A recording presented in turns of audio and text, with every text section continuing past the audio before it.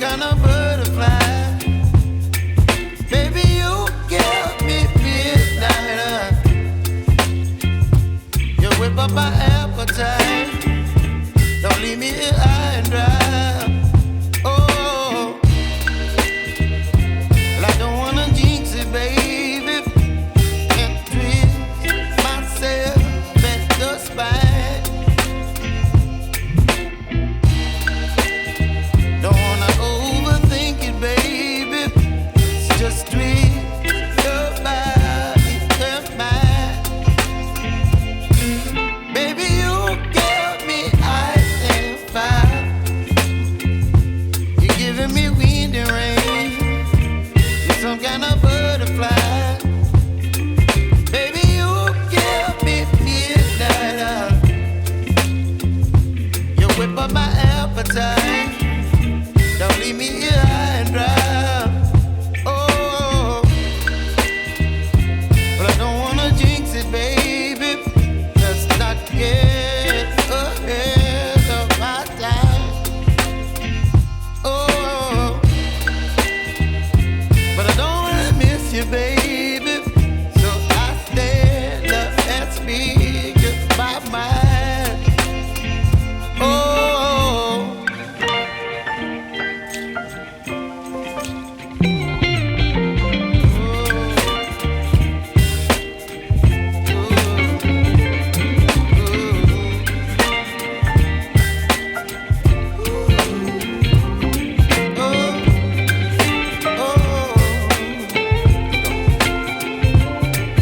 Baby, you give me ice and fire. You're channeling wind and rain. You're some kind of butterfly. Baby, you give me midnight. You whip up my appetite. Don't leave me here high and dry. Baby, you give me ice and fire. You're channeling wind and rain. You're some kind of butterfly. Baby, you give me midnight. You whip up my appetite. Don't leave me here high and dry. Oh, oh, oh,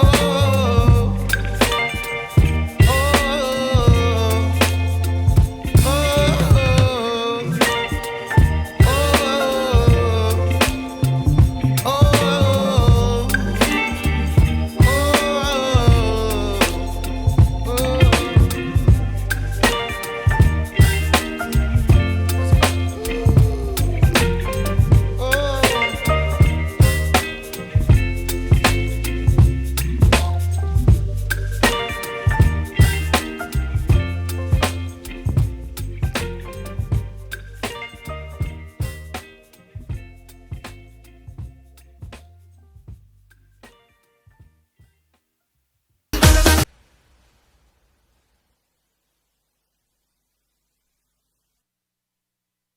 Politics. This is douglAR politics, yo.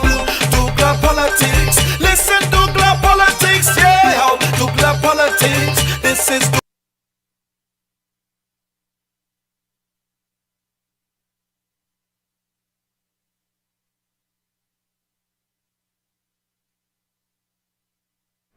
Good evening, and welcome to douglAR Politics. Congratulations to Prez.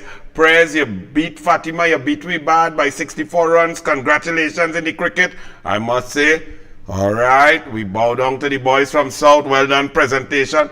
Fatima, well done. We fighting. We'll come back again. Manchester United lift the Carabao Cup, boy, Archie. Oh, Lord. It's been 9 years of torture. Coach Van Gaal have the team playing good. We get points today. We looking like the Manchester of old. We could smile. All you don't vex, now don't vex. We suffer. We stay loyal. We fight. And things looking up. So that one trophy, we coming back. Trinidad and Tobago, boy. Nicki Minaj praises local chef Sweet Ann. Local chef Finbar Barry Bartholomew showed Nicki Minaj his Sweet Ann for Carnival. During the Trini-born rapper's time in the country for Carnival, Minaj was so impressed with Bartholomew's mouth-watering local dishes, which he made for her and her entourage, that she posted a rave review online yesterday. She posted, "Chef in Bar, the best in Trini. Link if you want to come to the States for a bit." That is what Trini, boy, all your Trinbagonians, well done. As we talking that, Patrice Roberts brings Caribbean vibe, Trini vibe, Trinidad and Tobago vibe to the NBA Toronto Raptors game in Toronto. On top of that, Archie, in Toronto, after Patrice mash up the whole place, yeah, that video? Oh, you must have that. My boy would have sent that. Vishnu would have organized it all in one, all in a segment. For doubles is real thing, boy. So Rowley understand what is good and special about doubles. Doubles is Trinidad and Tobago. Doubles is the people. Doubles is what we love. Run it, Archie. Vishnu, send it, man. Yeah, I know you have it. All these trained soldiers, run it. And of all the meals in this country, there's nothing different and special about doubles. Question for the Indian community, my brothers and sisters. What it is you always put in this doubles that would have a man coming out in this weather to buy doubles? I want to know. And of all the meals in this country, there's nothing different and special about doubles. Nothing different and special about doubles.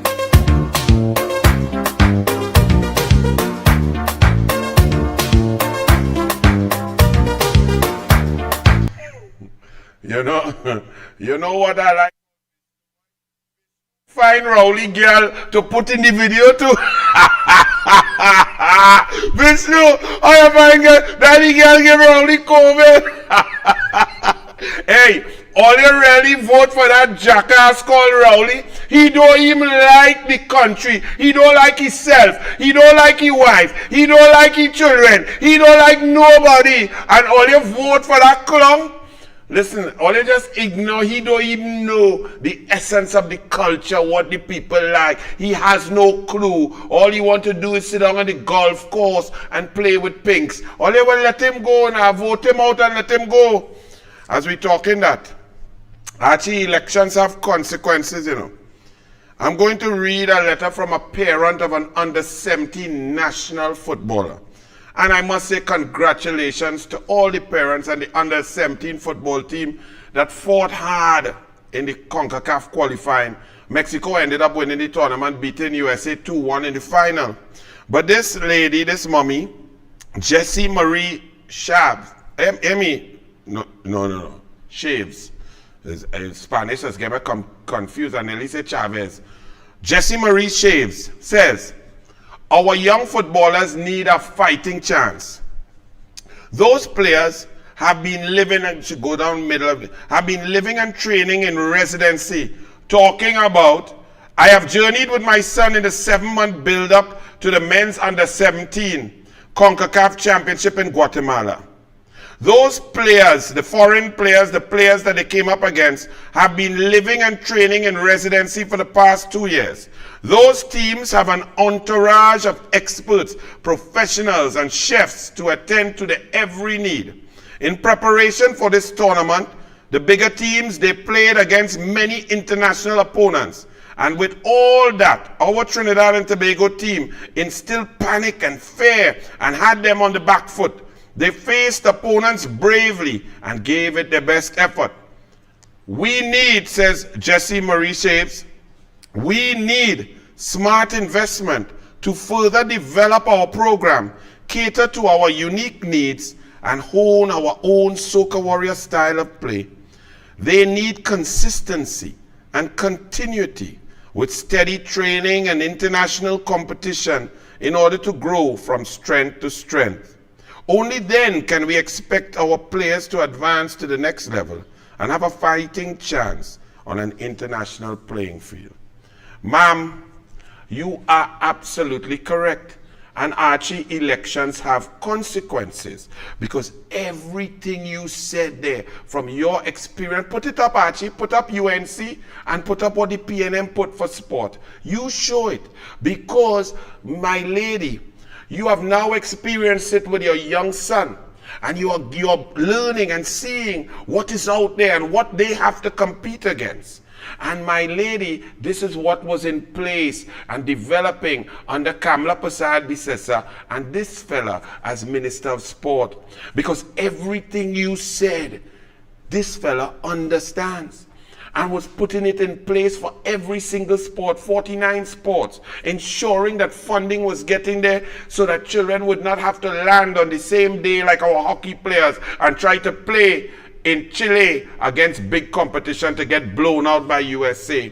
Your son and your child, your team, was only pulled together a few months before, played a few practice games, not the high-level games. The coaches still haven't received their salaries. They had to cut staff. They didn't want to pay the doctor and the physiotherapist. They should have had 4 or 5 massage therapists, 3 physiotherapists, chef, cooking, doubles, or whatever they want to eat. The carbohydrates before the game, they're planning. They should have had a video technician, everything on par with all the other teams. They should have played at least 18 matches of international caliber, probably against some European teams, some African teams, some teams from South Korea, Germany, Europe, to come down and prepare to take on USA and Mexico.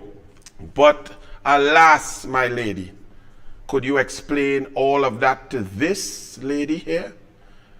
She was even angry and upset that she was chosen by a prime minister to move from tourism to sport.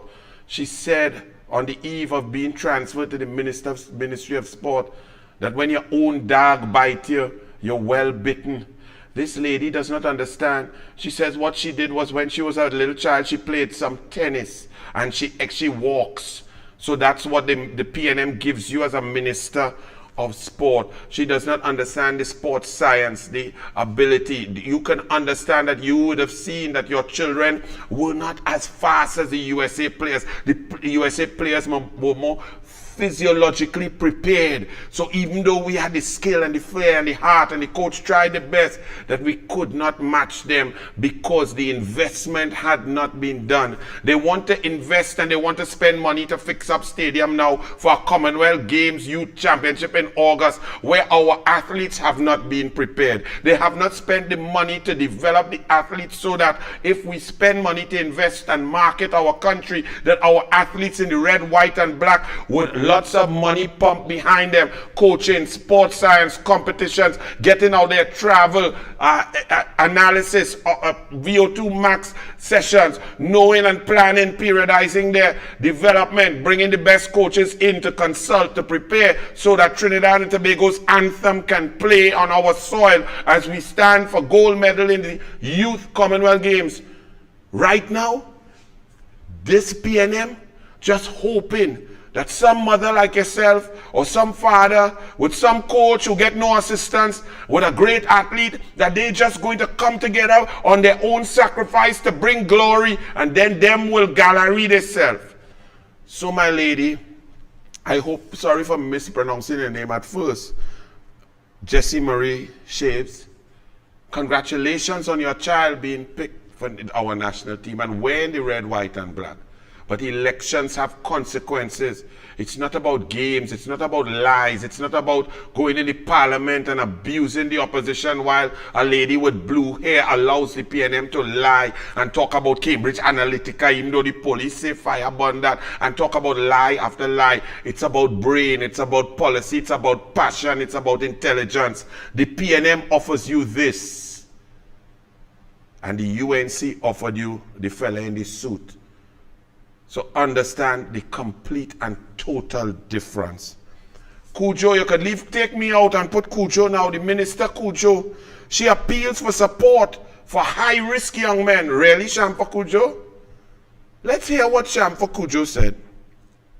Sport and Community Development Minister Shamfa Cujo has expressed concern that many young men who are willing to make positive changes in their lives are not being given a fair chance. She appealed to the business community to do more to empower young men facing social challenges. There are business people who are usually out there complaining about the youngsters from East Port of Spain. And some of them, when we reached out to them to take a couple of interns, they did not facilitate. So we have to be part of that change we want to see. Cudjoe implored stakeholders to invest in men. She said work has to begin in every corner of society for a significant turnaround, as the country can no longer afford to turn a blind eye to men. As big and as bad and as independent as any woman may be, even myself, we need you men, said Cudjoe. Well, Minister Cudjoe, let me tell you something. What you are talking about, these young men who needed an opportunity, who needed investment, don't call on the business community. That is the job of the government first and foremost. That is what live sport was. You are now trying to mentor a few people superficially with some sprinkle of salt without getting in there with a meaningful plan, proposals, and to identify talent and move forward.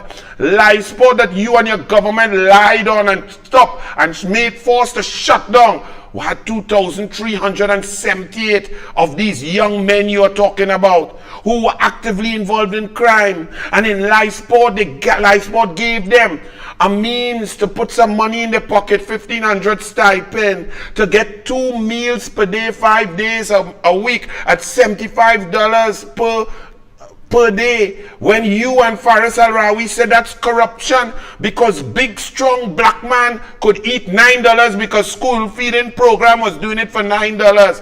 There were national heroes, football, basketball, cricket, national captains, footballers, Angus, Eve, Roger, come down the road, all of the greats were there, interacting with these gentlemen every day, 5 days a week, week in, week out. Sociologists, guidance counselors, psychologists, at least 93 of them were put into MIC to train and learn a trade and learn welding. You came and your government came and shut down 12 MIC centers built by David Lee.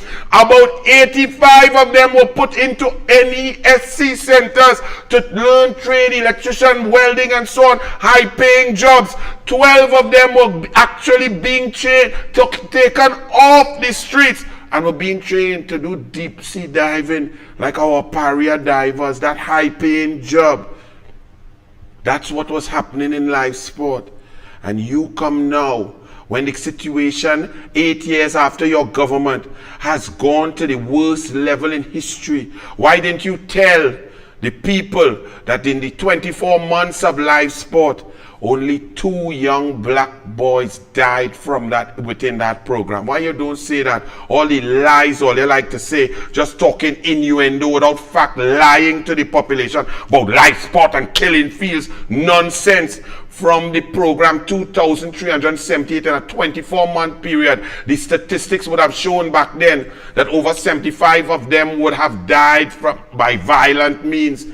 Two is still a lot, but only two died in that 24 months. Now in Trinidad and Tobago, young black boys, their blood washes the earth red across the board, from Carnage, for Scorpion, Bagatelle, Diego Martin, East Port of Spain, Enterprise, Pinto, Carapo, go down into Labre, Marabella, Point 14, all over Trinidad and Tobago because of the lack of investment. So don't call upon the business community to do your job. The business community will hire once the boys have been disciplined, they've been inspired, they've been given a chance, they've worked hard, they've been trained in MIC, trained in NESC, then they move on to get employed. You do nothing. You leave them there to die. And you talking about give them a chance and let other people make sacrifice, and you need a man? You really need a man? Good for you. I'm happy. But you are a waste of time. So don't come with a sprinkling of nothing when your government under Keith Christopher Rowley, what irks him is that Anil and Kamla took millions of dollars and pumped it down on the ground to give people an opportunity to live and survive and have an opportunity and a share the pie. All you only want to eat all the pie in the cabinet with 550 recusals and counting, with corruption and Noel Garcia billing everything from hotel in Tobago to airport in Tobago, hospital in Tobago, Prime Minister residence in Tobago, hospital in Trinidad, health center in Trinidad, community center, fire station, sports stadium, every house in Trinidad and Tobago, president's house in Trinidad and Tobago, Red House, all the buildings, the 7, magnificent 7, around the 7, all Noel Garcia, Noel Garcia, Noel Garcia and Rowley. And you come in to tell the business people, take care of the little black boys, but you tell the black boys vote for you because all you love them and care for them, and Indian brown people don't like them. That's the race card that you all play, and now you come in here when you have lost control of the situation. Crime is out of hand and it is spilling over on the streets. Innocent people are being robbed and killed every day, and you come now to blame the business community when you have done nothing. You have not invested in sport. You have not sent our footballers out. Our netball girls and basketball girls have to do curricule to try to go and get outside. Our hockey players land the same day and have to play international matches. Our cricket is in a mess. Our football is in a mess. The TT Pro League is in a mess. The Super League is in a mess. There's no investment in sport. And you come to talk with your arrogance because you have a nice handbag, girl? You better go and look for Watson Big Toe, yes? Move, see that. Boy, 11. I don't want to move from that negativity. Let me take a deep breath. Because this is a bit of positivity here. Guardian, Wednesday, March 1st, page 7. Boy 11 to raise 600,000 for 2 children with cancer. Child Rights Ambassador Gabriel Hampton is committed to raising 600,000 for 2 children diagnosed with cancer to get treatment in India. The 11-year-old pupil of the Grant Memorial Presbyterian School in San Fernando launched his I Can campaign about 2 years ago and is now embarking on a project for J. Hugh Thomas, 8, and Antonio Pacific, 15, who are both in need of bone marrow transplants. The trip and medical expenses are expected to cost $1.3 million. Gabriel's goal is to raise 600,000, which will be shared between Thomas and Pacific. Gabriel, well done, son. Absolutely amazing. Now it's also amazing that Gabriel has to do that. You see, elections are not games. While I applaud Gabriel, if Kamla Persad-Bissessar was still Prime Minister, Gabriel's efforts could go elsewhere, because children in need of surgery, life-saving surgery, up to $1 million, would have received funding from the Children's Life Fund, of which Kamla Persad-Bissessar, for every month that she was Prime Minister, deposited 10% of her salary into that fund. And every minister in her cabinet, all 32 others, deposited 5% every month into the Children's Life Fund. Over 153 children's lives were saved by Kamla Persad-Bissessar, as opposed to the previous PNM policy of take 60,000 and dead. Rowley and the government of the PNM has come back and thwarted the Children's Life Fund, finding every loophole not to help save lives. Elections have consequences. Your taxpayers' dollars, Kamla Persad-Bissessar said on your behalf that she would put some of it towards saving children's lives. So while I'm very happy and amazed and impressed and have full respect for young 11-year-old Gabriel Hampton, I can tell you that his efforts are made more pertinent and more desperate now because of the incompetence and heartlessness of the PNM government. Carnival of errors, says the Sunday Business Guardian. This is PNM and Rice, you know. And to the PNM people who say, but Anil, you enjoy Carnival. Yes, I enjoy Carnival.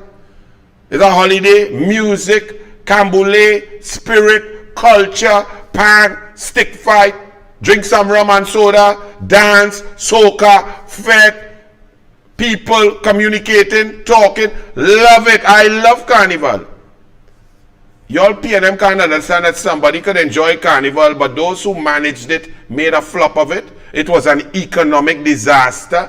That no soca monarch is a disaster. That no king and queen competition is a disaster. That South Mass being desperate up to a day before begging for money is a disaster. That all the vendors around the Queen's Park Savannah, not one make a profit. That's a disaster. You all cannot understand that.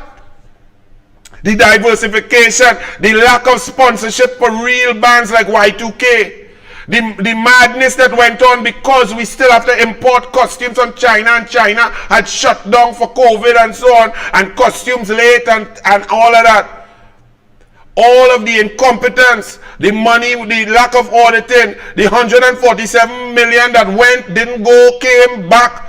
The Calypso tents that bust, the lack of Calypso, the lack of creativity, the death of the Calypso art form. The then opening up of Skinner Park for 131 million when a quantity surveyor taken by Senator Naked said the most that could be is 17 million TT. The most. And you can't even play football on the field now. But before the refurbishment of the PNM, you could have played FIFA World Cup qualifying. You all can't tell that somebody individually could enjoy their country and their culture while the entire thing is a fiasco. Well, let me explain to you. Carnival of errors. Key players forced to apologize. Tourism bodies fall short. Expert calls for logistics training. Understand that. You had editorials about the Carnival flop. The only man who buy thing from the vendors is Anil. And all you say, look, Anil, he misbehaving. Yes, but at least I'm supporting my vendors. I didn't see no video with PNM ministers buying corn soup, food, fries, and chicken, Gatorade, Lucozade, rum and soda from the vendors around the savannah who broke, who bust.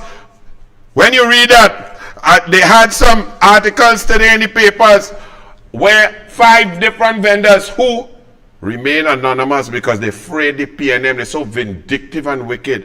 One lady said she hoped because in 2020, and before the COVID, she had made 40,000. She was hoping for the mother of all carnivals that she would make that. She said she make 5,000. She did not even break even. They interviewed 5 vendors. They say all of them, they lost their money.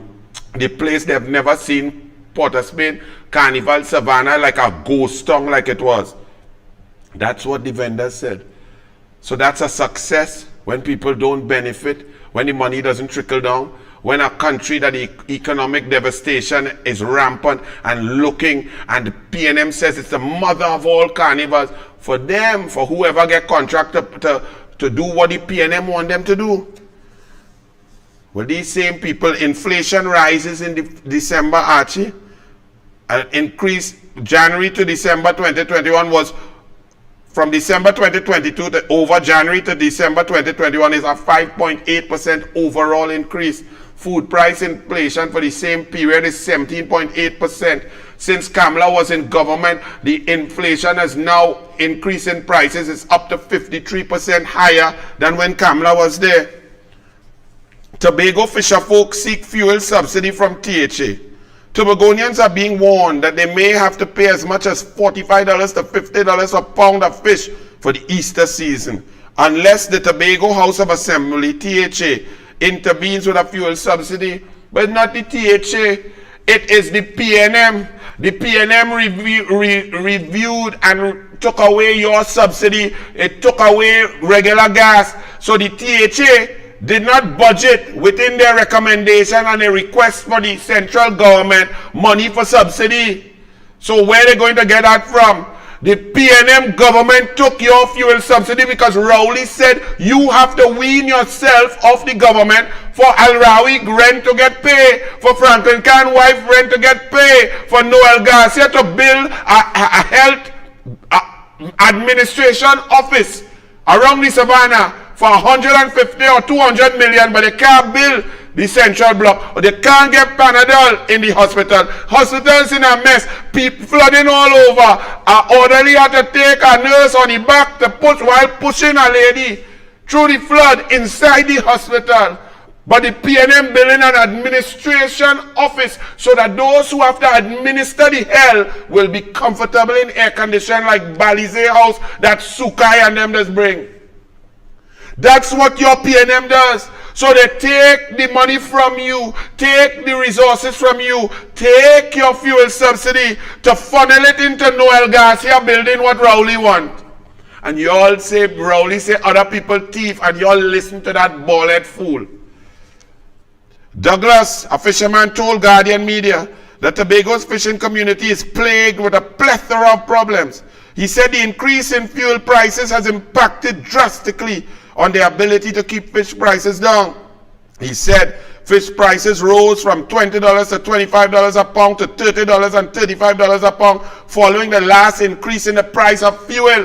The last increase and all the increases are PNM increases. But the Calcutta ship, remember the PNM tell you defend Tobago from them Indian and them, they come in with the Calcutta ship. Well, them Indian and them was leaving the fuel on the ship with subsidy. The Indian lady, Kamala, was going to build 2 marinas so that Tobago could benefit like St. Lucia, Barbados, Grenada from the lucrative yachting industry. Another woman said, he said 50-cent fuel subsidy can see fish prices returning to $20 to $25. Half. Understand that, how important fuel is. Fish prices rise for Lent. An article by Kimoy Leon Singh in the Express. Balram, a fisherman, contends that while consumers frequently accuse fishermen of price gouging during the Lenten season, this is untrue. He says that the rising cost of materials makes it very expensive to be a fisherman these days. He said that it has gotten worse as a result of rising fuel prices. Nicholas Sicharan, president of the Claxton Bay Fishing Association, says that another problem fishermen have is that there aren't as many different kinds of fish as there used to be. We are scarcely catching any fish. A typical container of gas with oil was about $350. That is even in 2016, 2017. Under Kamala, the oil and gas was $250. And they could have fished whole day with that. But check what goes on. The same container of gas with oil costs $700. So $250 for the oil and gas for a fisherman to fish whole day under Kamala. And under Rowley and Imbot, it is $700. But then also, a fisherman typically uses 1 container of gas for each trip out, but he needs to travel further now to catch anything. His gas costs could range from $1,200 to $1,400. Some fishermen right now are operating at a loss. There is no guarantee that the fisherman will be even able to pay his gas bill. But Archie, this article is from yesterday. On Saturday, didn't I say some of these same things? When you see election come, you must vote for intelligence, vote for policy, get rid of the bacchanalia and the stupidity, get rid of the PNM. Look what the UNC said Saturday, and all the fishermen in Tobago and Trinidad agreeing. Run it. Fisher folks say, don't slam us for higher fish prices in Lent. And I'm hearing some DJs and so on the radio begging the fisherman to keep the price of fish down. Let me tell you all something. Stop putting blame where the blame does not lie. The price of a kingfish now pound is like $50 a pound. But you know why that is? The PNM government removed regular gas. When the men have the fish, they have to find the fish. In order to find the fish, the engine have to be on. For the engine to be on, they burn in gas. If you put in regular gas and they now have to pay $300, $400, $500 extra to put super in the tank, they cannot venture to go and find the fish. And if you cannot find the fish, you're catching less fish. And if you're catching less fish and the demand for fish inland is high, the price will go up. Then there's also theft of boat engines across with the crime situation. Unsafe, no catching, overfishing, no monitoring, no fishing legislation. It is squarely in the hands and the laps of the PNM government that fish price, food price, everything is up because of the incompetence. So don't ask the fisherman to ease you up and ease the price. Fisherman, them just work so hard in the sun, fighting up, and they get no support from the PNM government. Rowley and Imbert and them are wicked, taking away regular gas and then taking away subsidy on super gas also. How all you want fisherman to fish? Then the inflation on equipment, lines, hooks, nets, all of that. Down to ice, they have to pay more to keep the fish fresher when they catch it. So ease off the fisherman and put the pressure where it belongs, squarely on Rowley COVID ball head. All you understand? Understand? And that goes to every sector, agricultural sector. They don't even have a Paria. They better, as the UNC say, better pelt away the Paria last knee unit, because a man living next to our officer and everything get teeth out right in front of the officer face. Every aspect of life in Trinidad and Tobago. When you're talking tourism, look Tobago, they say they finally opened the Manta Ray Lodge. Then it says a 2-star. $27 million.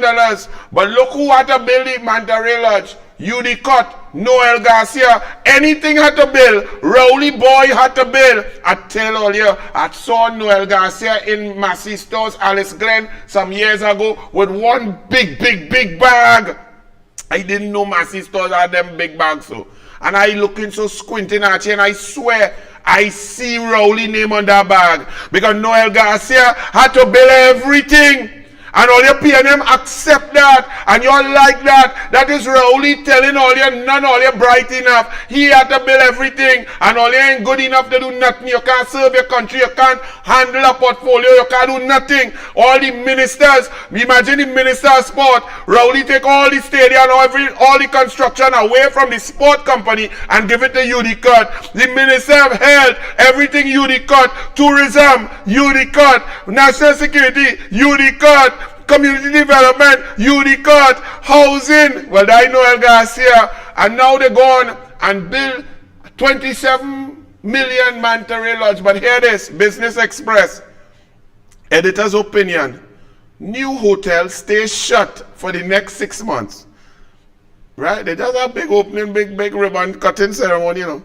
Last week, Wednesday, handed over to the THA, by the Urban Development Corporation of Trinidad and Tobago, Noel Garcia, right? After years of trying.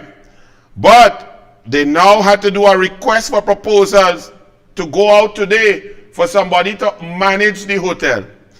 Farley Augustine explained that the RFP wasn't sent out during the construction phase because it was difficult to predict a completion date for the project. That is logical and sensible, because Noel Garcia and Rowley, Noel Garcia had to do everything. They had 3 different completion dates, so a man cannot give out an RFP for operator who needs to go through, walk through, look at the rooms, look at the kitchen, look at the lobby, look at the view and see what price they will bid, what they feel they could charge, check out if it's 2-star, 3-star, 1-star, half-star. But because of the PNM incompetence, you now have a completed Manta Lodge Hotel that had to stay shut for at least 6 more months while they try to find somebody to run it. Imagine I did a video on this morning. Actually, they have a show on TV. When I go home, I like to shut down my brain and just watch things for entertainment called Below Deck. It's about people buying time on these super yachts, actually, these elegant, big, huge things, and they're paying like $120,000 US for 2 days or 2.5 days, and they have a captain and the crew to take care of them. They have a chef there who will cook anything they want, 5-star, 8-course. I didn't even know they had something called 10-course meal and all them kind of things. And I watching this, And boy, the thing in St. Lucia, boy. And this show going all over the world. Millions of viewers, millions of shares. And everything is St. Lucia here, St. Lucia. That, and with all due respect to St. Lucia, the beaches and things not nice like Tobago. And the tip alone that the people just give the crew after the cruise, the 2.5 days, 20,000, 25,000 US. They eating and drinking. If you see Caribbean on everything, blue waters, all on this thing. And you know they're going to film the next series, the next section in Grenada. But why they can't film it in Tobago? Oh, they have no marina in Tobago. And the PNM run Tobago from 2003 till a year ago. No marina. $28 billion spent. But Grenada have marina, Barbados have 3, St. Lucia had 2 or 3, Antigua have 2 or 3. Everybody have marina making big money, but Tobago, the prettiest, most gorgeous island in the world, have none because the Tobago, Trinidad and Tobago is blighted with the PNM. Keith Rowley was the Minister of Marine Affairs in 1991 to 95. Ask him if he built a marina for people in Tobago. Now he was planning to try and build a hospital for gravel to roll from the hospital to somewhere by heat. For a man to be in charge of a hospital project in a government and gravel roll away from a hospital to take care of sick children, mothers, pregnant mothers, to bring babies into the world, to take care of elderly and so on. Gravel will roll from by a hospital to somewhere by you. You are a special kind of sick. You are a special kind of evil boy. But all you vote for that, so what all you want to say? Calls for Paria larceny squad to be disbanded. No response to farmer's call. Although next door to him, dairy farmer Donny Roger with his calves that went missing. Agricultural Society of Trinidad and Tobago President Daryl Rampersad is calling for the Paria larceny squad to be disbanded until it can be operationalized efficiently. What you want me to say? PNM is starving in every institution of resources. The DPP understaffed, only 38% of the lawyers and staff necessary. The Integrity Commission understaffed. The Paria Larceny Unit understaffed. The TTPS only getting funds to run down who Rowley want to run down. School closed for another week. Let's read this. A rodent infestation at Tobago St. Andrews Anglican School. The St. Andrews Anglican Primary School in Scarborough, Tobago will remain closed for another week due to an infestation of rodents and mold. Rodents invade St. George's College temporary home. Parents and students alike are pleading with the principal of St. George's College to deal with the mice and rat infestation at the temporary Valsane compound. Since October 31st, 2022, the students and teachers have been functioning from the University of Trinidad and Tobago campus in Valsane to accommodate major renovations at their school in Barataria. Guardian Media reported that there were initial problems at the temporary location with plumbing and air conditioning because the compound had not been used for a few years prior to their occupation. Now, however, they have rats to deal with too. Children going to school, had to deal with rats, The infestation has caused students to stay away from school. One student told Guardian Media anonymously, "The rats make me feel sick and disturbed. We're being forced to come to school where nothing is being done." Another student asked, "Doesn't the Ministry of Education know that leptospirosis is a thing? It is ridiculous that we have to come to school not knowing if we might get sick from the rats." But in comes the Ministry of Education, the Minister of Bundles. She raised her head up out of the laps of other ministers for just a little moment to say, "Education Ministry, no rat infestation at St. George's?" Really? Although there were complaints from parents and students of St. George's College, the Ministry of Education says there is no rat infestation at the school's temporary Valsane compound. So all the video and thing we see with the rat, that is fake. That was mirage. That fake news because bundles say so. So the children lie, the parents lie, the students lie, the teachers lie, the rat on them lie too. I see Karen Nunes Cicera says, PNM election issues yet to be clarified. Now, I don't care about the PNM internal election at all. Because this one went up for chairman, and after she win with a paltry 8,000 votes out of 124,000 members, Rowley said, oops, wait. I should not put you there, no. Make you a deputy. You is my deputy because I am potent and you is my deputy. So he had to remove her from chairman, vice chairman, whatever, and push her as deputy. But here Karen Nunes Teixeira, I am constrained to request publicly because she was asking privately all the time, they're not taking she on. Responses to critical issues that impact on the very integrity and credibility of the internal election process. This has become necessary given the failure or neglect of the PNM Electoral Committee, of which you were secretary at the relevant times, to respond privately to requests for clarification made by my campaign manager. And she listed the issues that I don't care about. But the point is, Express, how come no front page faction in the PNM? The PNM, Rowley must go. A sitting incumbent prime minister get 8,000 votes in the whole party election over a 3-day period. A lady and a big group of 1,000 still saying fire burn Rowley. The elections had problems. But you all not printing that they have a faction. But Vasan, Lala, and 2 others come down in the UNC in a 4,000 people Congress. And you say Kamala must go. It have a faction. Interesting, that's why media slowly but surely, all of y'all are dwindling. Express, you are down from 89,000 papers per day down to 47,000. Newsday, you are down from a high of 49,000 papers per day down to 7,800. And Guardian, you are down from a high of 17,000 papers to 11,000. Well done. Now let's keep writing stupidness. People out there, thank you, Trinidad and Tobago. Continue to ignore them. Do not buy them because they are responsible for Rowley being prime minister. Any other democracy, any other real place with real media would never allow a miscreant like that. A liar, a man who's been caught lying left, right, and center. A man who's abused every law, misbehaved in public office, has thwarted institutions. No real country, no media in a real place would allow that. So people, I will read it still because I have to read and come to tell all you and help all you and give all you the information. But all you don't buy them. Now, as we talk about that, actually, it's an amazing thing, you know. The PNM has an uncanny ability to be holier than thou in the face of glaring evidence of their guilt.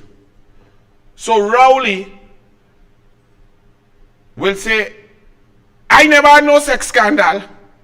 This is a man who was a teacher and used his revered position of being a teacher, trust, care, respect, to get pum-pum from a girl of school age, but talk about no sex scandal. He deputy reached deputy, no sex scandal. Children all over the place, twins here, boy here, outside, inside, hiding them out of the Christmas picture, but he not in no sex scandal. Then you have Reginald Armour, better known as Limo. Imagine he come in the Senate yesterday to talk about, while praising independent Senator Vera, and saying, giving us a story, regaling us with a story about learned colleagues when they were in the other place, and then throwing shade and attacking Jayanti Laxmidyal, who's the only attorney out of our 6 senators, Wade, Mark, Jerlene John, David Naked Lida, and myself. Jayanti Laxmidyal is the only attorney there. And he tried to attack her and say, because she called him out on his lies, his inability to uphold the highest tenets of the law, he called and attacking Jayanti and saying she has no honor. Imagine a man who lie on an affidavit in a foreign jurisdiction and then appeal and lost 3-0, had the audacity to tell somebody else them are no honor. A man who lie, mishandle, mismanage a case, cost the taxpayers 20.5 million, and then come out and lie about the file was lost. When the digital file Friday, and the file was never lost. He coming to talk about Jayanti Lachmidial honor. Well, Archie, you know the douglAR is a team player. I had to defend my honorable colleague, Senator Jayanti Lachmidial, run it. As we talk about the ways laws should be made, the Honorable Attorney General entered the debate today, and it would be remiss of me if I left the beleaguered Attorney General unscathed. I will assure the Honorable Attorney General from the onset that my legal colleague on this side, a lawyer, brilliant young female lawyer, has certainly not lost her honor in any form or fashion, as was suggested by the Attorney General. I can also assure you that my learned senatorial colleague on this side never lied on an affidavit and signed it local or foreign. I can also assure you that my learned colleague on this side never misplaced a file, whether hard copy or digital. So she sits with honor. Senator, so because when someone uses their office to take advantage of a brilliant woman, a brilliant attorney, I get sort of angry. So my voice raised, and I humbly apologize. I apologize to you, Mr. President. No matter how learned one may have been before, Honorable Attorney General, once one becomes infected with Balisade juice, all previous learning is sadly, swiftly lost. Man, I no shame. Lima, you disgusting skunks. You really shameless. How you could go and face your children? Anyway, Kamala complains to Florida Bar Association about Piarco case. Opposition leader Kamala Persad-Bissessar has complained to the Florida Bar Association about the conduct of Florida-based law firm Secor, which represented the government in the multi-million-dollar civil asset forfeiture case linked to the construction of the Piarco Airport Terminal building 22 years ago. Secor and Attorney General Reginald Armour SC were disqualified in April 2022 because of the latter's previous conflict of interest, as he once represented former Minister Brian Quaitong in the criminal proceedings in the TT courts, also related to the airport fraud case. Earlier this month, a U.S. appeal court affirmed the disqualification of Armour and Secor. On February 24th, Persad-Bissessar wrote to the president of the FBA, Gary Lesser, as a citizen of Trinidad and Tobago and on behalf of the United National Congress. Her complaint was of misconduct and breach of the Code of Ethics and Conduct of members of the Florida Bar. Her complaint was specifically against the attorneys from the law firm which represented the government in the Miami case, Edward Harrison Davis Jr., Christopher Allen Noel, and Arnaldo Benjamin Lacayo of Secor. That is what Armour did. And Armour don't feel when the case go back down. We waiting to hear your perjury. What happened with your perjury? With the US don't play no Armour. You're flying in and out plenty and small pen only acting. What you going and do? Your K-Pax clapping? Well done, leader of the opposition. Well, I nearly choked yesterday in the Senate. Ladies and gentlemen, no joke. All of y'all are people around, right? Y'all have your phone, you're on Facebook, Instagram, whatever. Y'all just watch cable, y'all watch TV.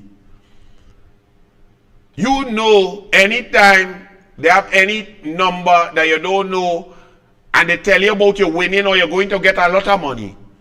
But before you get the lot of money, you have to pay some smaller money. But you have to pay first, and then the big amount will come. And all you know, fraud, ridiculous, hang up, delete, scratch, and each and every one of you all know that? Not so? Okay. Well, the person that some of you elected to lead all of us, to lead our country, to lead you, the people.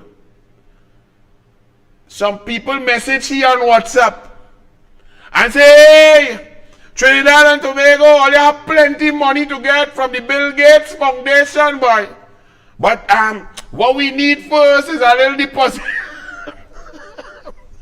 We need a deposit first, and then we go do the paperwork, and you will get that human being, Kid Christopher Rowley, took that, fly from another country to Trinidad, 8 to 11 hours later, come before you all in a press conference and tell you the country, hey, we have money to get. Now, all you, I laughing, but I don't know if all you know that them catch he didn't instantaneously do so. You know, some men that text ladies all over the world, you watch it on Dr. Phil or whatever, and they say, well, ma'am, I come in, I love you and things, sweet, you're so nice and so on, but I have an inheritance to get. It's 20 million US, but it tie up with the lawyers, and I need 500 US to pay the lawyer to get all the 20 million, and I will give you half when I come and check you. And women, there's some ladies, little ladies, that send me 500 and so on. Rowleys like them little innocent old ladies in the US who never leave a country. This dunce all you have as a prime minister. You know, Small Pin come in the Senate.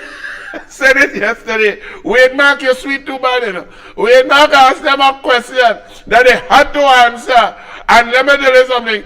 Within the answer, not only Small Pin make Rowley look even more dotish, Small Pin look dotish, and Small Pin lie. Because he say, no, Rowley never reported to the police. But Rowley say, I reported it to the police for investigation. But all you just listen to this. All you could laugh. Put on your drink, put on your orange juice, put on your popcorn, and laugh at your Prime Minister and his Gary Sobers Small Pin. Watch this.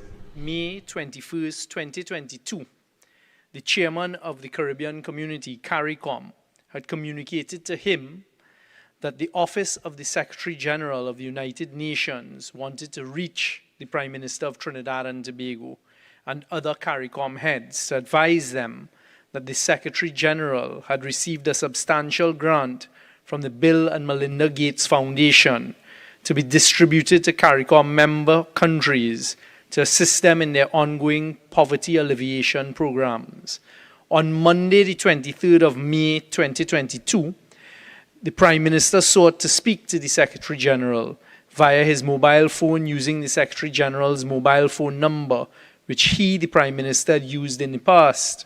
However, the Prime Minister was only able to communicate via WhatsApp. On communication via WhatsApp means the Prime Minister was able to determine that the individual on the other side was in fact not the Secretary General of the UN, and that it was in fact an attempt at what is known as an advance fee scam, which involves promising an individual a significant sum of money in return for an upfront payment, which the perpetrator claims is required in order to obtain the funds promised. The Prime Minister did not report this matter to the Trinidad and Tobago Police Service. The Prime Minister did not report this matter to the Trinidad and Tobago Police Service. The Prime Minister did not report this matter to the Trinidad and Tobago Police Service. Senator Mark. Can I ask the Honourable Minister if he can share with this House what was the advanced amount submitted by this fraudster to our Honourable Prime Minister in this particular matter? Is the Minister aware of the quantum that was involved coming from this foundation purportedly owned and controlled by Bill and Melinda Gates? Minister. First of all, there was, as I've said, no involvement by any foundation. Certainly there was no involvement by the Bill and Melinda Gates Foundation. And the answer is no, I am not aware of what was the requested advance sum.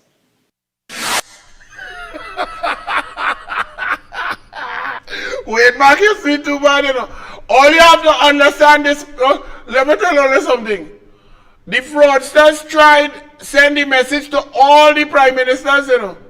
So if it had 17 prime ministers attending there, only one took it upon himself to believe it and fly to the country and announce to the country that we get it. This man is such an idiot. Let me tell you something. And on top of that, all you see, this one say Rowley didn't report it to the police. Rowley in the press conference that he come to announce, say I reported to the police.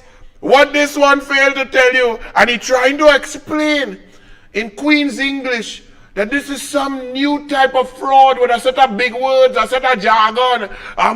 This is a type of scam. Yes, we all know it. Nobody gets caught with it. It's obvious. Only dodo heads get caught with it. Only idiots get caught with it. Furthermore, these Rowley and this fool, they so don't understand process. They're running around procuring vessels by themselves. They're negotiating gas price. They're meeting with CEOs that they don't understand.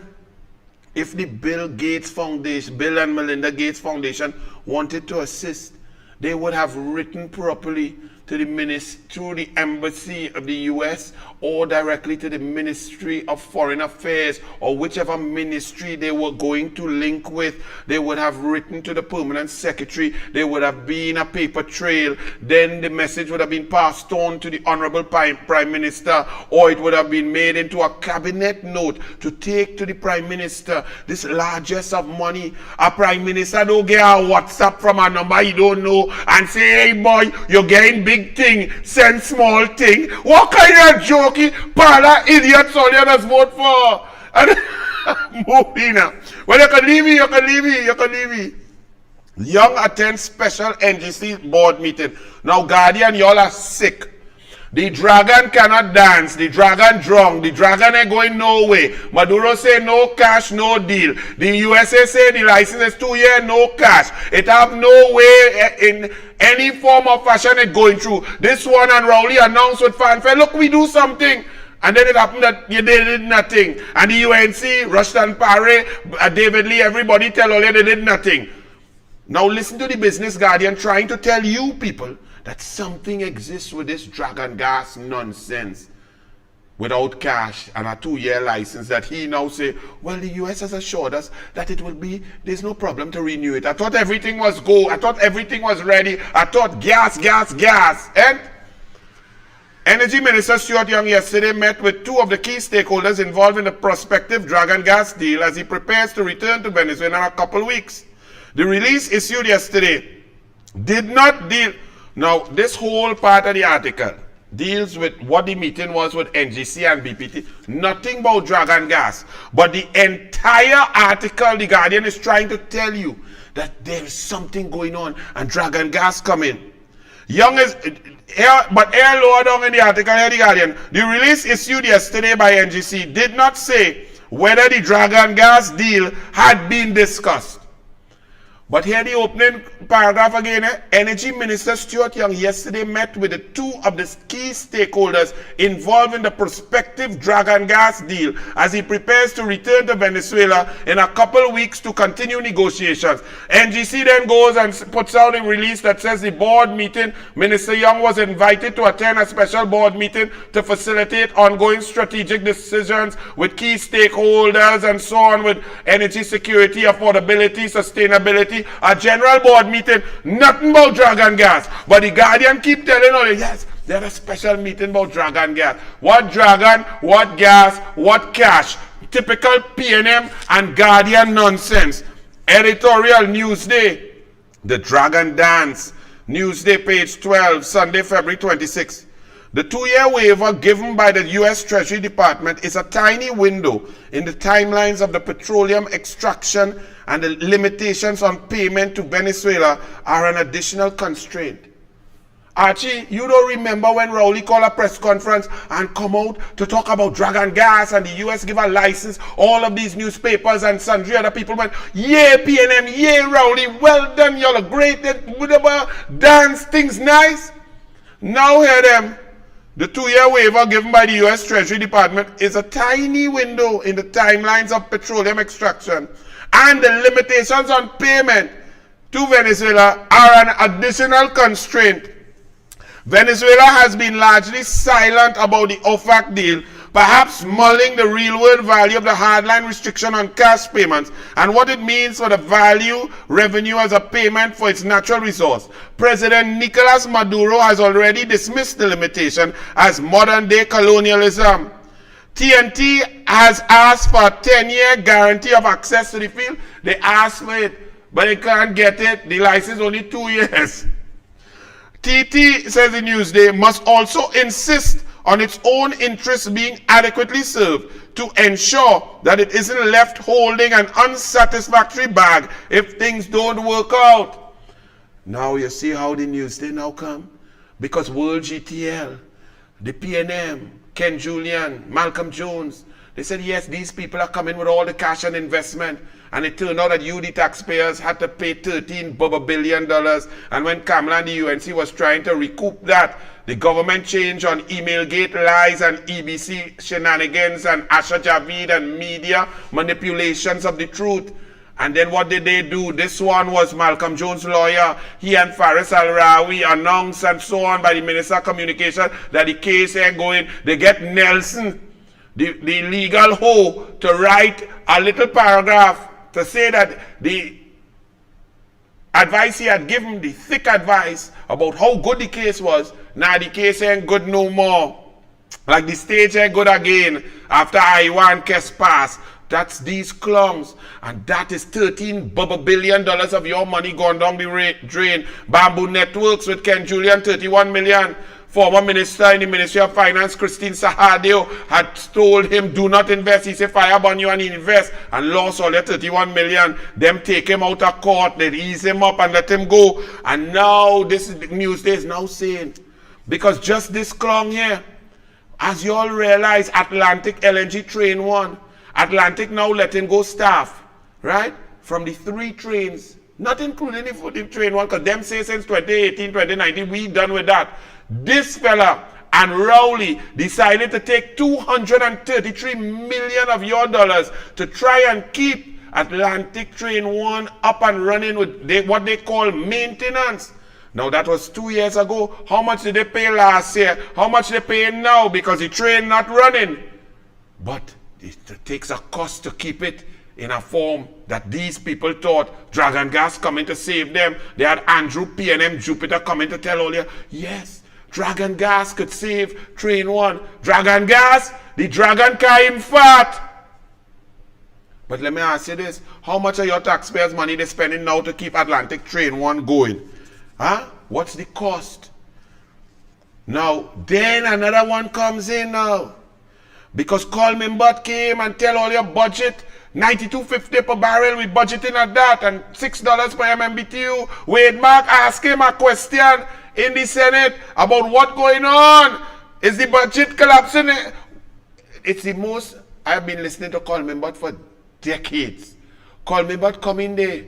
He only had 10 minutes to talk. He waffled for 4.5 minutes and talked for about 1.5 minutes and talk abject stupidity. Run it, Archie. Let me make it very clear. Trinidad and Tobago is a gas-driven economy. And when we look at the budgetary figures, $25 billion is expected to come from oil and oil-related products. And if what we are seeing taking place on the global market in terms of energy prices, the minister must tell us, the government must tell us, how much revenues have we lost in the second quarter as we enter the third quarter? We need to know, and we need to know, Mr. President, whether the government is going to revise and review the budget. Because at $92.50, the minister has set this price so high for crude oil that will give him an excuse to dip into and to raid our HSF. That is the whole issue here too. So our savings might be in trouble. And he can do this without informing the parliament through a debate. We get a piece of paper telling us he has dipped into the HSF, and then we can come and debate it after the fact. So we are calling on the Minister of Finance and the government to come clean. They must take responsibility for setting the price of gas at $6 Senator, US per MMBTU. You have 2 more minutes. And they must take responsibility for setting the price of crude oil at $92.50. I am not even blaming the Minister of Finance. The Prime Minister of the country, who heads the cabinet, must take responsibility for what has happened. Now, Imbert then followed and waffled and came up with some machination about Hong Kong and so on, high prices at $16 per MMBTU and so on. And if what Imbert was saying, if he even believed the lies he was talking, then if you budget at 6 and then your brilliant government put massive percentages of our gas at 16, then you are running at a surplus, budget surplus of 150%.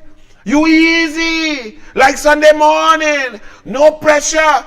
And Imbert is a man, even when things were dead, Petrotin dead, Point Lisa's 10 companies gone, Imbert stand in the parliament and said, Madam Speaker, the energy sector is booming, and this is booming, and but they clap, right? So if Imbert believed the nonsense that he was telling earlier, how come he said, well, we holding on. Run it, Archie, let me hold on. What the Keith Rowley government did, Honorable Keith Rowley government did, is immediately negotiate new formulas for the derivation of revenue for the country and the people of Trinidad and Tobago, so that the LNG netback price, for example, is influenced to a significant extent by the price of gas in the UK using a benchmark called NBP. Clearly, the Honourable Senator is blissfully unaware of that benchmark. And also, it's influenced to some extent by a benchmark in the Far East, the JKM, which is the Japan-Korea benchmark. And as we speak here today, although Henry Hub is $2.70, the NBP price for natural gas in the UK is $16. And the JKM price for gas in the Far East is $16. So what the Honorable Prime Minister was able to do, notwithstanding the old talk from the UNC, was to negotiate a new formula for revenue for this country based on these 3 benchmarks, not simply Henry Hub, but also the UK price and the Far East price. And that has given us significant additional revenue from LNG. The misinformation, the bad propaganda, all the old talk, all the foolishness, Mr. President, that we are holding our own and we are doing well. And I end by saying I looked at the overdraft percentage this morning, and instead of the usual 95% and 90% that I used to see in 2018 and 2019, the overdraft this morning was 43%. I beg to move. Let me tell you something. He pegged the budget at $6 US per MMBTU and come here in the Senate to talk about LNG. Trinidad and Tobago does not own any LNG. We have a percentage in train 1. They renegotiate, they have different train 2, 3, 4. We have nothing of that. If they have a higher price to get, all we will get is taxes from that. But that's not the point. The point is that you came and did a mathematical equation based on $6 US. Forget for what, I ain't trying to confuse all you. $6 US. You say we're going to get X amount of billion, but the price is 278. So you're going to get X minus Y. That minus is deficit. That man ball, after he talk all that nonsense, we holding we own. We ain't asking what you just do in the bathroom column. We asking about the money, about the budget, about the incompetence of you. And you're saying that people The UNC want to celebrate that the economy is in shutters? No, the UNC wants you out so the UNC could fix the economy and make Trinidad and Tobago sweet again. More bad news for Imbot. So Imbot, this is not a UNC here. This is a PNM Express Finance. Ammonia prices fall on global markets. Outlook is for even lower prices. Government's revenue will be hurt after he come in the Senate and lie and talking a set of nonsense. There is more bad news for Finance Minister Colmember and the wider economy as ammonia prices have been falling globally, and therefore lower revenue will accrue to the government and the National Gas Company. Within recent weeks, there's been a steep and steady drop in the price of petrochemicals. Last week alone, the fall was $90 US a ton, or close to 15% decline. There are some traders who are even suggesting that the Tampa settlement, which guides the price TNT will get on its ammonia, could cascade by as much as 25% or 200 US per metric ton. It means the government is being hit all around with lower commodity prices, while according to the central bank, the Keith Rowley administration was able to achieve its revenues in the first quarter of the financial year, October, November, December. The second quarter has seen lower prices. So pressure all around, but Imbot come to lie to tell you about NPT and HKM. NGC holding up multi-million-dollar investments. Let's read this. This is from the Business Express, page 6. Key points. NGC contracts too short for investments. Iron and steel plant unable to restart. Company mum on commercial terms. Remember the boss said starting back energy plant and the media go, woo, Rowley. The inability of the National Gas Company to provide downstream operators and other investors with natural gas contracts exceeding 3 years is holding up hundreds of millions of dollars in investment, according to several industry sources. Express Business has learned that there are companies that want to do major turnarounds but have not been able to do them because they simply do not have the required minimum 5-year contracts from the NGC and do not want to get caught in a situation like Methanex, which invested over 100 million in a turnaround on the expectation that it could get an NGC gas contract it could live with, and it never materialized. Imagine a corporation, a company spending 100 million US and the PNM left them high and dry, holding their own, and could not consummate the deal, could not recoup the investment it could live with. It never materialized, leaving the plant mothballed indefinitely. Earlier this month, Methanex announced that the Titan methanol plant will remain shut indefinitely and has in the past said it will not accept a gas contract from the state-owned company unless it believed it could make a profit on the life of the contract. But the profitability of the contract is affected by Rowley and Smallpin's negotiation in 2017, which carries us straight up into 2022, 2023, where the upstreamers benefited dramatically, up 67% and so on, and Trinidad and Tobago suffered from these two blithering idiots who come to talk to you with arrogance and lies. The latest project to be stalled by NGC's inability to grant a contract of at least 5 years is the planned restart of the iron and steel complex at Point Lisa's industrial estate. And the PNM comes and say the UNC celebrates this. How can we celebrate the fact that blithering idiots and incompetents are in government suffering our country and our people because they gerrymander, they cheat, they use COVID, they locked out 35,000 voters, they control the EBC, 67 irregularities, stupidity, race games, race politics, and nonsense. And our people have to suffer because of PNM incompetence? We are not happy about that. We knew that. We knew Smallpin was a dunce before y'all ever knew him, before he ever joined the PNM in 2014. We knew Rowley is a total miscreant, heartless, careless fellow who wants to procure without procurement and control all your money and make sure Noel Garcia controls all your money, because he and Noel Garcia tighter than he and Sharon. You had better check Noel Garcia for COVID, because he is the primary contact, not Sharon. EOG Resources, an upstreamer, reveals Trinidad gas prices. Remember, Jerry Brooks resigned. The intelligent technocrats were battling with the upstreamers for what's best for Trinidad and Tobago, negotiating where 1 cent US per MMBTU and so on could have huge ramifications. And then Keith Rowley and Smallpin took over the negotiation, sidelined the intelligent technocrats, and completed the negotiation that crashed Point Lisa, made NGC make a loss for the first time in history. And the upstreamers celebrated.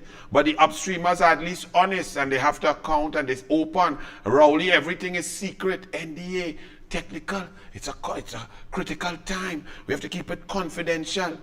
Not companies like EOG. They have shareholders. They have to give out information. They are very transparent and accountable.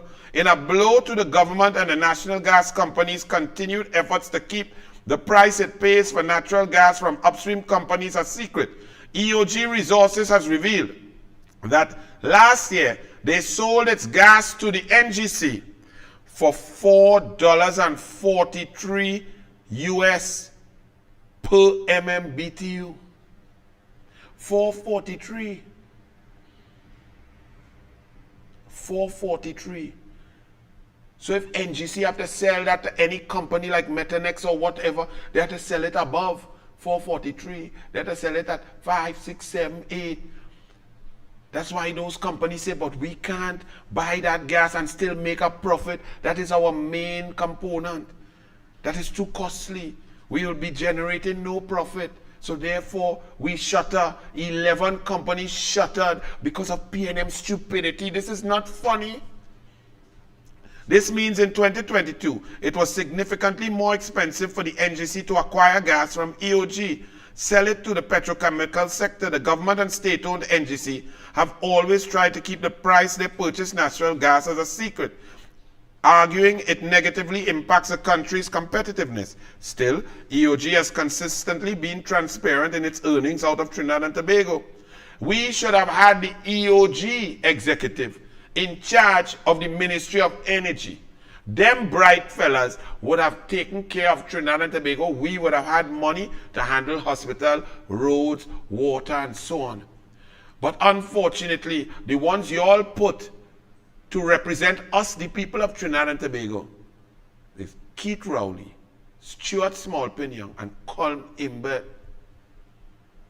against bright fellas. That like Usain Bolt running a race against Marlene McDonald. In its financial statement for 2022, the American outfit said the $4.43 price, $4.43 US per MMBTU, SCF is higher than the $3.40 it earned in 2021 and the $2.57 in 2020. So they're earning more and more, NGC paying more and more, which means you losing more and more, because more and more companies cannot afford what NGC have to sell because PNM incompetence. Atlantic LNG to lay off staff. This Atlantic LNG that say we don't want train 1, we going and operate train 2, 3, 4. We going and walk there and try to do what gas we have to use it there. Smallpin and them try to tell the board, no. All you keep train 1 alive, we go get gas, we go find gas. They ain't get no gas. And they spending your money, $233 million flushed down the toilet a year and a half ago. How much in the last year and a half? Only the Lord Almighty knows. Atlantic LNG has confirmed that it is laying off staff and has already offered all employees voluntary separation employment packages to go home over the next 2 months. The VSEP comes as the company has moved from operating 4 LNG trains to 3. And even with 3, its president Ronald Adams recently admitted that it is only getting enough gas, natural gas, to meet 70% of the capacity. Let me tell you, I don't know what to tell all you again. Not if that wasn't enough. Tormented by grief, memorials taking place for the Paria 4. And don't forget the one survivor, Christopher Boudram. And commend not only Rudy Indar Singh, Barry Paria, David Lee, and all the family and friends who went out. Not a government official, not a minister, not a Paria, nobody. These people died, and they treat them like dogs and continue so to do. But we, the people of Trinidad and Tobago, will not treat them with that. We'll give them the respect and love that they deserve. And let me just, I left this for a long time, you know, Archie. Remember those Paria incompetence that the PNM shut down Petrotrin, and so they put two of their PNM, Ajoda Singh and Winfred Espinay, to fill out the HR of these three new companies, Heritage, Rowley Putty, lawyer, A.A. Kwamina up there. He put Newman George, his best friend and thing down inside. And then they hand pick who they want, which is PNM, PNM, PNM, PNM, PNM, PNM, PNM. And you saw the incompetence in the Commission of Inquiry as Paria employee, Paria PNM employee after employee sounded so incompetent, so clueless, so heartless that you wondered how they get the work. But it's PNM hired them. They didn't have no transparent, normal public service policy and position with HR and so on, you know, don't get that. But remember, the position of all the Paria officials who left our citizens, our divers, and knowing that they were alive because Christopher Boudram came out and the intel that he gave is that the boys there, this 1 foot break, they were all talking. We heard them on the GoPro. We heard them alive and kicking. And they were left for 39 long hours suffering and stifling and dying. And you know what, Paria, led by Stuart Smallpin, Young Keith Rowley, Newman George, Mushtaq Mohammed, Piper, and all of them, you know what they said? Well, we had to plan, because if you go down in the pipe and you don't know what's in the pipe, the rescuers, the first responders could die too. Now, this in an area where a man went in, suck out, and come out alive. Tell you, 100% sure the men alive. They dilly-dallied, procrastinated, and left alive people to dead. Let me read something for you all now. New earthquake hits Turkey, toppling more buildings. For about the last 3 weeks, I've been watching Turkey and Syria, where buildings collapsed upon people.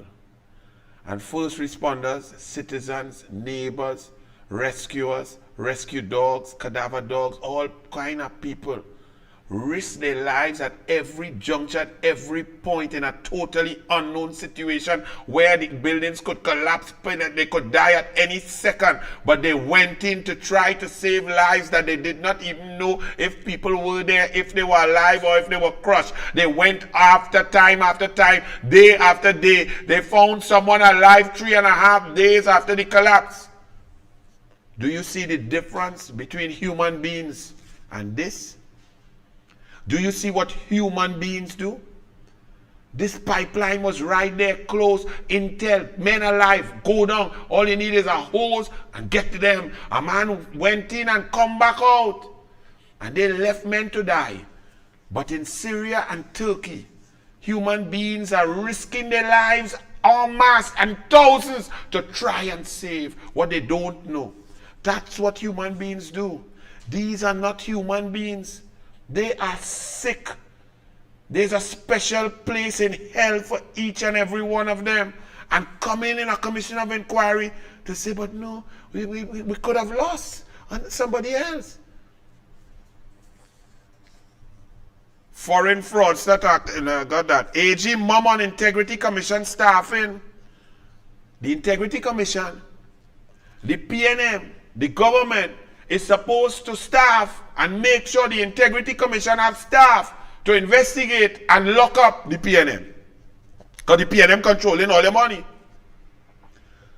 But here the Attorney General, when Wade Mark asked Limo in the Senate, Attorney General Reginald Armour yesterday declined to respond to a question on whether the government was considering legislative changes to grant the Integrity Commission the authority to determine its staffing needs and to recruit the requisite staff. So the Integrity Commission had no staff. Rowley himself supposed to be investigated by the Integrity Commission for Inez Gate, for not filling out his Form B, for erroneously, wrongfully filling out his Form A and signing it with false information, false valuation of the property, not disclosing the 458,000 benefit that he accrued from a contractor, and also that he negotiated for his daughter, who should also be on his integrity form, and declared. All of that Rowley supposed to be investigated for. But the Integrity Commission don't have enough staff. And the people in charge of staffing the Integrity Commission is Rowley. And it's PNM. But here at Limo, given the important constitutional relationship which must necessarily be respected as being the Executive and the Integrity Commission, the Honorable Attorney General has referred this question to external senior counsel for advice.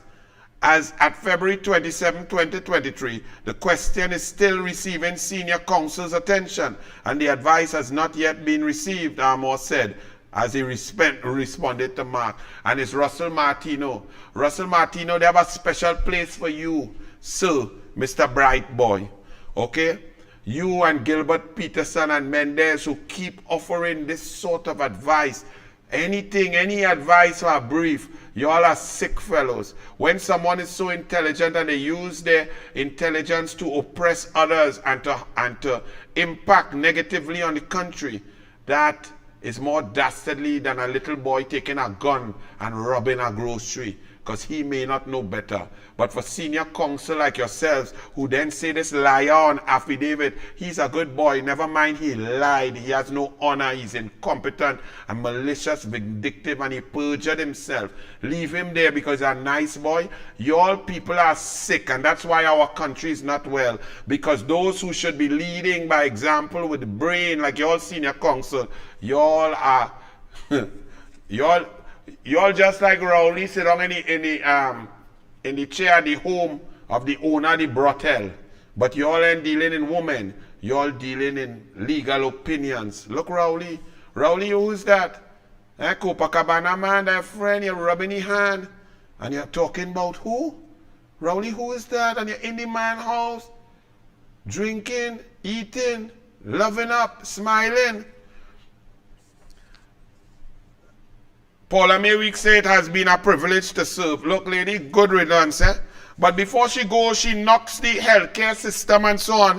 And she says time to modernize and organize. And we need visionary leadership in the healthcare system. Look, lady, you didn't just give a flipping order of the Republic of Trinidad and Tobago to the fella who led us through COVID death.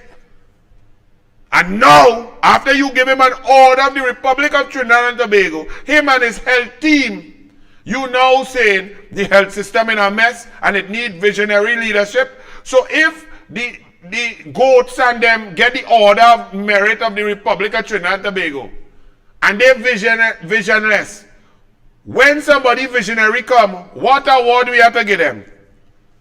The universe? She then continued. She went on downright nastiness in TNT, but she went on to say she deeply desires as she goes to make way for more Balize, official Balize, card carrying Balize, Kangaloo coming with she card. I deeply desire safety and security in 2023, safety from the ravages of man and nature. My friends on my gate with leisurely continuing old talk, not with their scurrying fearfully to their cars. As I lock and bolt my gate behind me, I look for Trinidad and Tobago not to be flooded out again. The economy would further stabilize. These are my hopes. Well, those are your hopes. You're bad talking the country. All of those are issues. But Father Gordon, what you have to say about this president who bad talking the country? Because all them things are problems that exist and more. But she tell us all of a sudden on she way out what she would like to improve.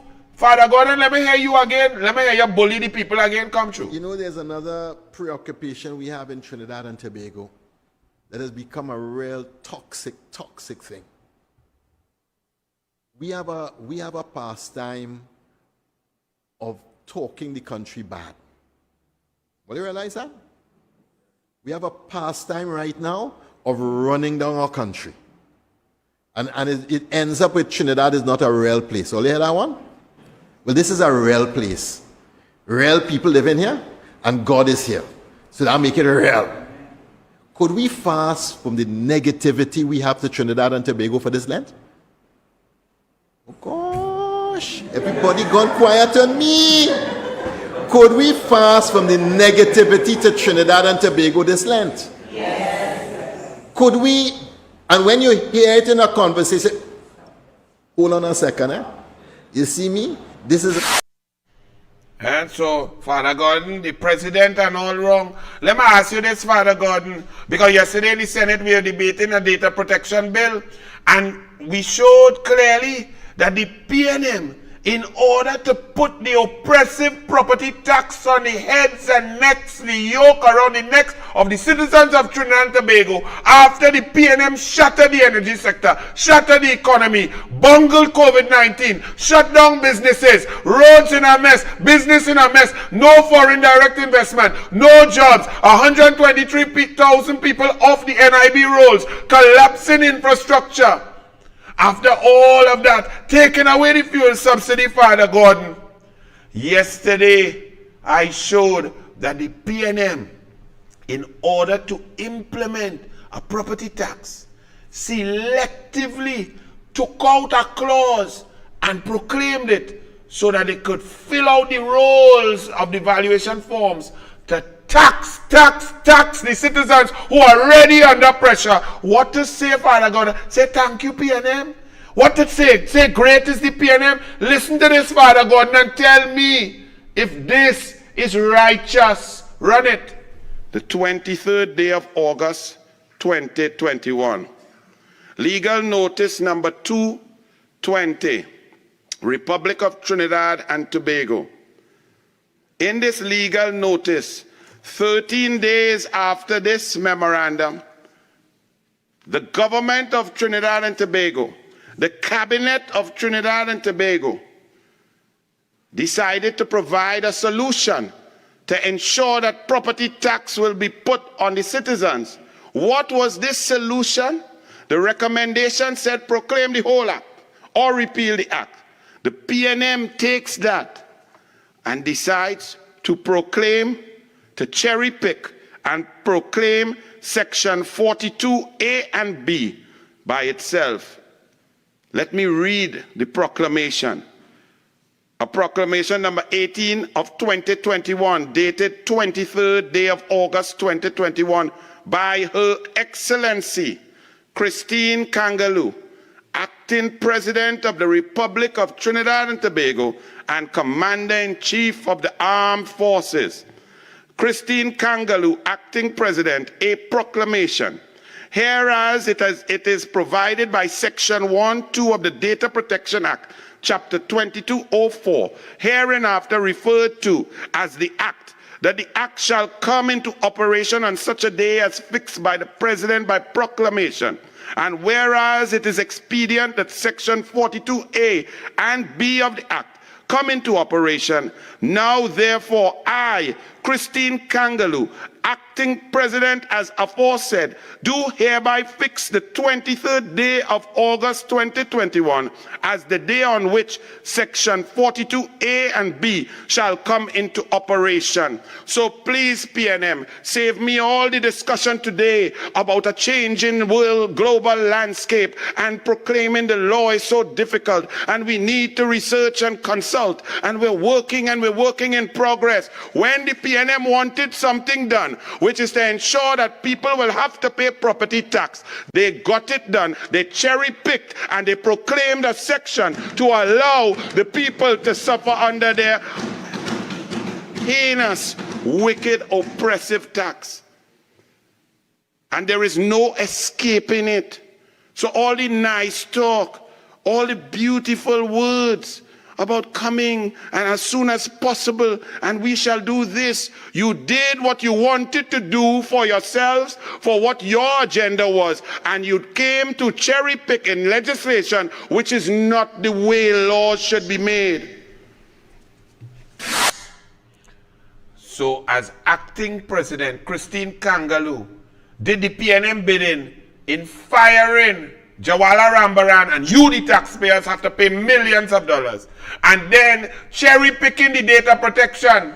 Christine Kangaloo did the PNM bidding by proclaiming one section 42A and B so that the property tax could be implemented on each and every one of you, PNM to PNM, and now she is going to be the PNM president, and she said, give she a chance. Look, woman, give we a flipping chance. What say you, Father Gordon? Am I not a good patriot? Bad talking my country because I bad talk the PNM? Let's see about this, Father Gordon. How do you know that if you want to go to Europe, Father Gordon, maybe to the Vatican, and then take a holiday in Brussels, do you know that the embassy accounts of your country have been closed? Put it up there, let's read for Father Gordon, because maybe I'm bad talking my country. P.S. Robinson, who's a PNM, low IQ decision making in government. Time for the Prime Minister to think about stepping down. I think the Prime Minister is exhausted and needs to step down. Either he has low IQ advisors or he's willfully delusional about the facts. It is an indictment on his government that our embassies will be forced to close their accounts in Europe due to the EU tax compliance and AML CFT blacklisting. How he does not see the connection is beyond me. It's starting to become a little concerning. He is trying to pull the wool over our eyes and conceal the fact that he's been failing miserably in terms of compliance with the United States European Union regulations. The willingness to be so belligerently unaware of AML CFT regulations and tax compliance globally is going to negatively impact TNT's ability to function with credibility. Furthermore, his statement in answer to questions and answer in Parliament leaves much to be desired. And Rudal Munilal was the man talking about that. Run, Munilal.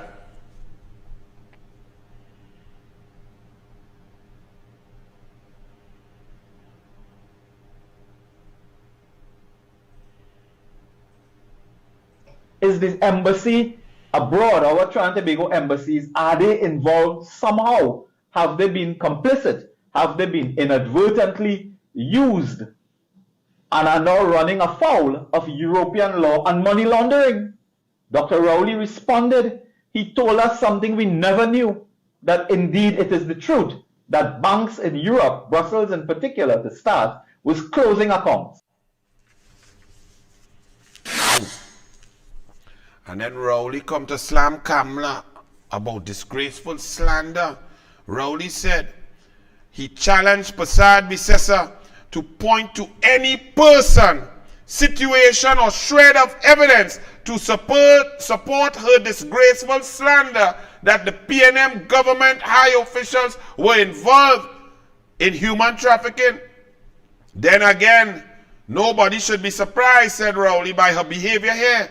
This is her horrible character at work. This is the same grab bag from which she produced Vanilla Allen Tobiot Gonde. But Rowley, you challenge Prasad Bisesa to point to any person, situation, or shred of evidence. Okay, Rowley, look at pointing. For y'all who don't know, that is Budit, the owner of Copacabana. Copacabana is one of the longest standing brothels in Trinidad and Tobago. There are countless raids have been made, police arrests, young girls, foreigners been saved. This is Keith Rowley sitting down comfortably on the couch in the house of the owner of Copacabana. He said to point, he threatened Kamala. Okay, look, Kamala pointing. And it also had Faris Al-Rawi was there too, the Attorney General, now Minister Paria. So, slow your roll, boy Rowley. Now, I don't like to do this, you know. Ramona Ramdian. Ramona write an article accusing Rowley and others, including me, of being in sex scandal and thing.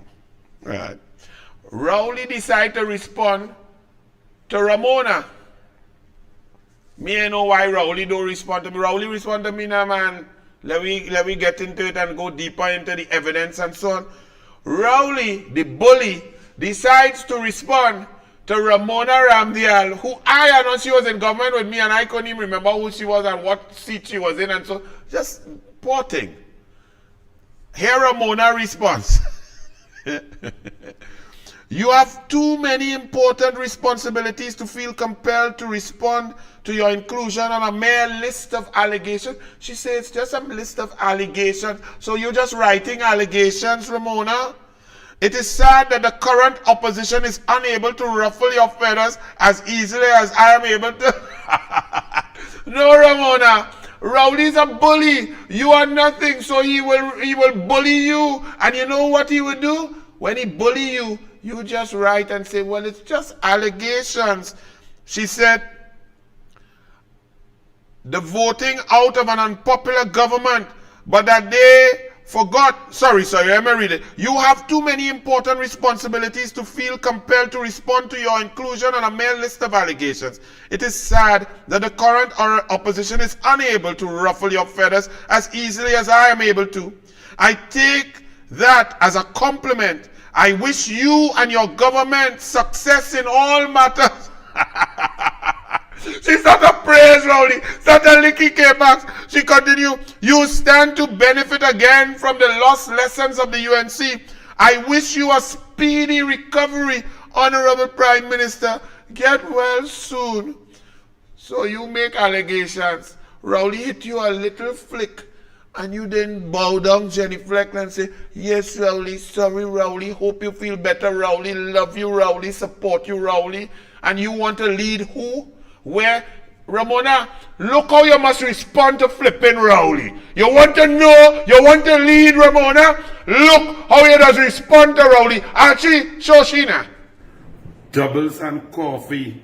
I hear a PNM pastor or a PNM who call himself a pastor calling for me to resign because I drink rum and soda on Carnival, Monday, public holiday, Cambule, Juve into Monday. I must resign? Really? But I walk out of the savannah. I walk, went home, reached home, Miguel drive me home. I didn't crawl and vomit and have no special branch drag me into a car. So, Mr. PNM pastor, if you find Anil should resign because he drink rum on Carnival Monday, then call for the same thing for Rowley. Rowley crawl, Rowley vomit. I too didn't eat nothing. But no big thing. Let's also understand what's your morality, Mr. Pastor. You're talking about that. What about Rowley, Kid Rowley? Because I'm listening now. I want to hear all who to resign. So once Rowley go first, I go follow. No big thing. But what about the morality, Mr. Pastor?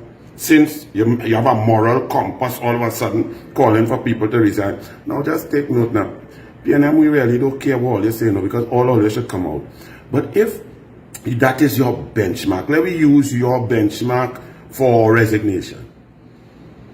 Then if a man was a teacher like Keith Christopher Rowley back in 1969 and he impregnated a girl of school age and gave birth to a son that he never claimed until it came out with nonsense, Garter Lane.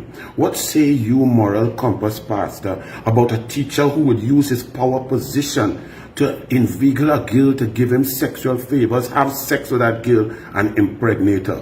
What about it that is resign? Well, let Rowley resign first. What about a leader of the opposition who would leave his wife and children home, go down in South with Rohanson and whine on a 17-year-old during the carnival in full glare of everybody, and that 17-year-old just happens to have a HDC house a little year or two later, leapfrogging over 150,000 applicants? What about your moral compass Mr. PNM pastor for that.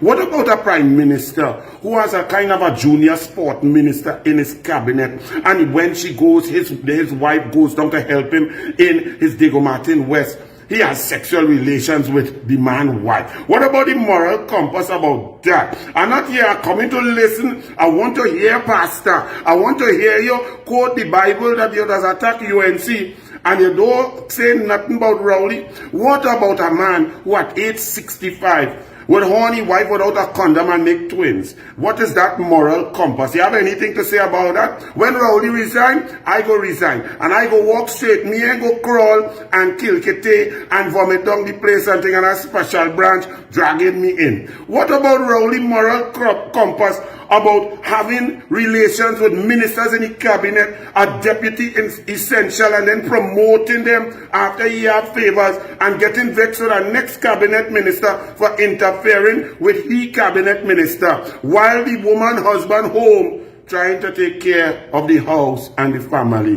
What about that, Mr. PNM pastor? That's okay. You judging UNC members, you judging Anil, boy, rest Anil, boy, and just Rhoda Barrett, I hear you say my face look drunk. Well, Rhoda Barrett, if my face drunk on Carnival Monday and I sleep, I wake up with a sober face. Every night you sleep with that same face. And unfortunately, you just wake up with that same face. Alright? So you see, Ramona, don't get too excited. Rowley took you on because he could bully you. And one little letter or Facebook post or newspaper article, and you sit down there and say, yes, Rowley, sorry, Rowley, it was only allegations. I wish your government the best. You are the best. The UNC is terrible. That's what you do. Who you want to lead like that? You see what I just did? There's nothing, no parliament. All of that is facts. Tell Rowley send the pre-action protocol now. Because I need toilet paper. I run out of toilet paper home. So Ramona Reswina, with your useless, weak, nothing self. Rowley bully you and you hug him up. Just join the PNM and go ahead. Ladies and gentlemen, the country in a total and complete mess. And to Erla girl, they setting you up. And you setting up yourself. More on Saturday, I will tell you why. Erla, you go listen to Anil, okay? I ain't even taking on that deadline you put on yourself about June. June, you will have the murder rate under control. Erla, you alone cannot fight crime, my lady. You can do the best you can do through enforcement and so on. Crime is multifaceted and must be fought in a holistic way. Unfortunately, you are not in charge of the cabinet. You are not in charge of the ministries. You are not in charge of social development and sport and culture and education. So, Erla, don't let them set you up like that, okay? They're trying to blame you. They go pelt you under the bus. You could try your best. Crime is a much deeper issue over which you do not control those other aspects. The government, the prime minister, the Minister of National Security, the cabinet, and they have done nothing. They have just created the situation and conditions for spiraling crime. They are clueless, they are greedy, they are corrupt, and they are hanging you out to dry to take the blame. Don't take the basket. Okay, Erla? Good night. Sheriff have their deputy, president does have one too. Some in each big company. So we're wrong with me and you. We have to hustle, we have to struggle. So every man and woman deserve a helping hand. A deputy essential to keep you living vital. If boredom is a threat or you start to regret, a deputy is what you must get. No sweat. And of course, the P of the leadership, the potent person, the powerful person, the person who speaks and the earth rumbles and sometimes your heart too, our Prime Minister, our political leader, Dr. Keith Rowley.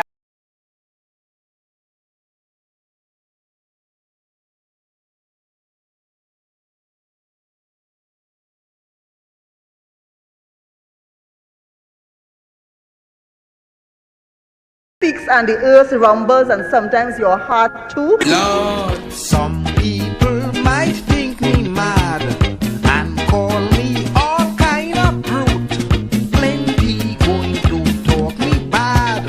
They just hate to face the truth. And who plain righteous, so sanctimonious and watching me in court. I don't have one on the slide. A deputy essential.